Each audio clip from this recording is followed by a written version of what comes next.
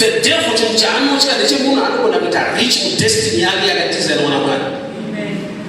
Saka chaanoita chi usati wasvika paunofanirwa kusvika ane zvaanotuma zvinohijack destiny yako nekukurwisa. But haurwiswe nezvinhu zviri negative bedzi, pane zviri right zvinorwisa vanhu kuti vabude vaine off track. Ngwarira zvimwe zvinhu zvakanaka usati wakudzidziswa kuti zvaitwa nani uye zvaitirwei.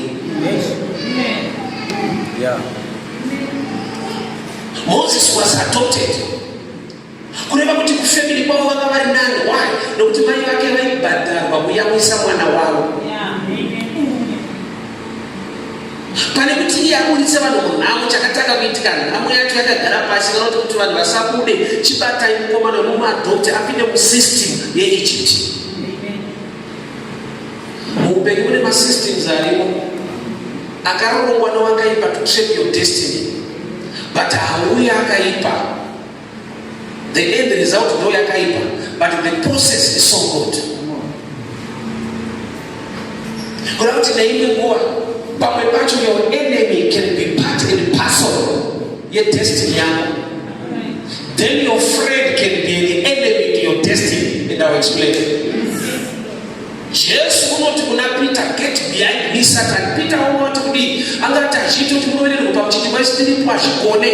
Kuti is a defender, is a friend. Akamira na Jesu. Jesu ndokubva atakisa in the spiritual realm. Ndokubva aona kuti this one is a hindrance to my destiny. Ndokubva kuti get behind me Satan. Amen.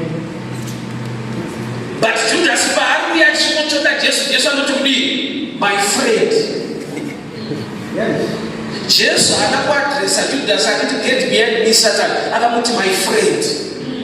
Why? Anoziva kuti a friend uyu ifriend spiritually nechekuita nedestiny yangu. Ari kuronga kuti ndiende pandakaenda. But Peter atoene nokuti ari kurwa nezvandakaenda. So you need spiritual eyes to know who to call friend and devil. Because sometimes the one you are calling the devil is the friend, and the friend is the devil.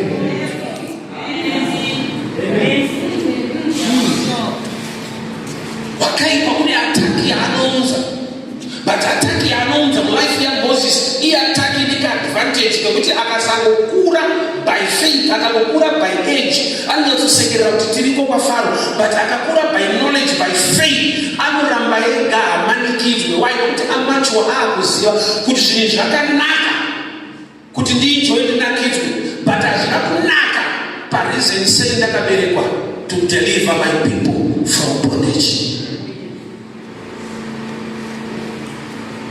So, destiny of Moses, they were a deliverer to be used by God to deliver his own people. So, when I a spokesman, when I looked at Pharaoh, she tells her physically the challenge in Moses is not a good speaker. Yet is designed bondage. To go and negotiate with Pharaoh, to go and talk to him. But physically, pachake ani challenge mu area inechokita ne destiny yake. Don't know who I'm talking to. Kureva kuti iye pachake hapo nekutaura, but mwari vada kumita mutauri kuti anotaura na Faro. Kureva kuti physically ani challenge iri kurwa futi nezvaakaberekerwa. Zvekuti anogona kufundzira kuti ndokuda mwari vari kuita mistake. Madi kutsvaga mwari beta rinana nogona kunegotiate.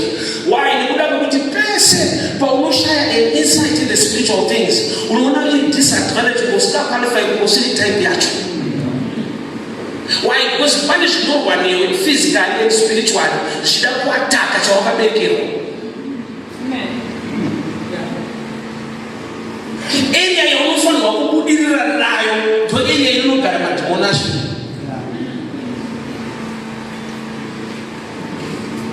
Physically, any challenge yako nekutaura.